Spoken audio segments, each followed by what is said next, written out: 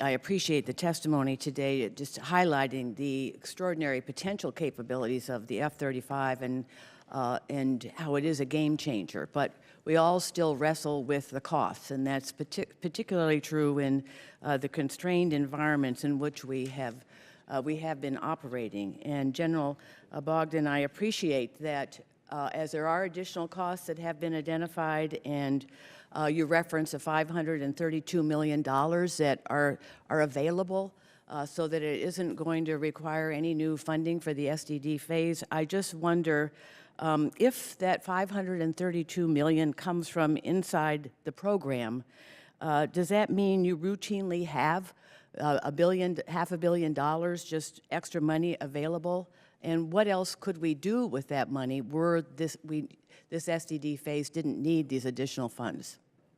Could we not buy more planes? It's a great question, ma'am. The $265 million of the 532 was simply payback for new requirements and, like I said, for the money that was taken away. The $267 million, clearly, if I can find that money inside the program and I didn't have to apply it to finish the SDD program, it could have been used for something else. The normal procedure that I have when we do negotiate better contracts and when we do have fee that industry hasn't earned is I turn to the warfighters and to the services and I say to them, what would you like me to do with that money?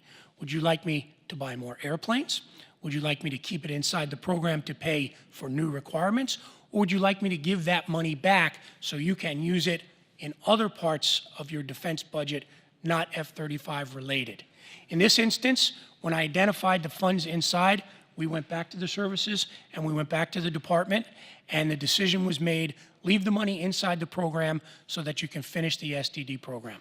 But you are correct, ma'am. That extra money could be used for other things. And unfortunately, it has to be used to complete SDD, the development program, because we had unexpected results, engine fires, and things that we didn't expect to have happen that we simply needed to fix. But it certainly does highlight that there are large sums available when needed within the program. And I think my question really is about that fact. But I'd actually like to go on to something else. You have referenced that the $1 billion estimate of potential future costs is inaccurate. And I'm just curious how confident you are that you won't be coming back here in the next round. Again, suddenly the numbers have moved. How confident are you? Ma'am, I'm very confident. I've been running this program for 5 years now, and I have never once gone back to the services or to you to ask for more money. This is the first time, as we get near the end of SDD, where I have shown and been transparent about a budget shortfall. However, given the fact that we negotiate large lots of airplanes, for example, Lot 11 is going to be somewhere in the order of above $10 billion worth. If we can negotiate better deals for the price of those airplanes, then that money that I save in negotiating is the money that I'll turn to the services and turn to the department and ask, what would you like me to do with that? Well, I appreciate your confidence. I'd like to ask another question now. The Director of Operational Test and Evaluation estimates that a significant delay in starting initial operational test and evaluation due to delays in getting aircraft modified and upgraded to the required standards. In your testimony, you mentioned, a written testimony, you mentioned a desire to start initial operational test and evaluation earlier than currently planned, but with fewer test aircraft, and you cite several reasons for wanting to do that. A long-standing testing standard for operational tests are to ensure that fully capable production representative aircraft are used, similar to those that will be operated by frontline service members. If DoD does go forward with your plan, it appears that the testing would not be done with the previously agreed upon number of aircraft and with aircraft that are not fully upgraded with the latest combat capabilities.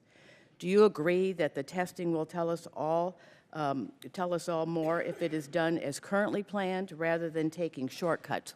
Why cut corners?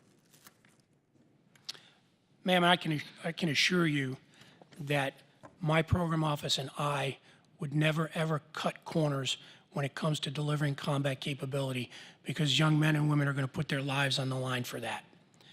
However, having said that, it is a true statement that the original program of record was supposed to start initial operational testing in August of 2017.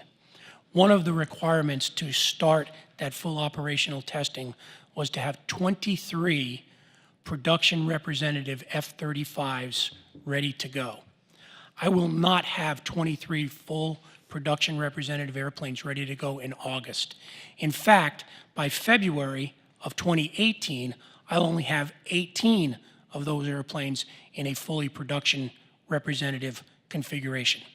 What I have asked the OT community to look at is an incremental start to operational testing with those 18 airplanes, and then over the next few months, add the additional airplanes to get them to the 23. So the 18 airplanes that they would incrementally start OT with would be fully production representative and would be fully representative of the combat capability of the airplane. There's a number of reasons why incrementally starting makes sense from a program perspective.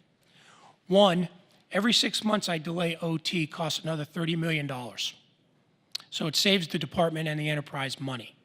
Second, the sooner I can get the feedback from the operational testers, who are the experts, the faster I can fix any problems that they find.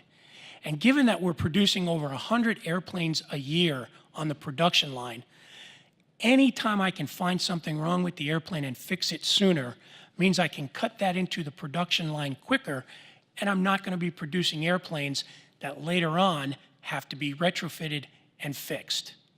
It is not my choice to start OT. What I do is I provide the resources to the OT community, and they decide. All I've asked them to do is take a look at a way to potentially incrementally begin operational test, not such that at the end of OT or in the middle of OT they wouldn't have everything they need, but just to start it a little bit sooner with less than the full complement of airplanes. But this program does have a long history of discovering problems in developmental testing, and that has added many years to the program. So I just think it makes more sense to be more conservative when it comes to operational testing. And with that, I yield back. To our Vice Chair, Paul Cook.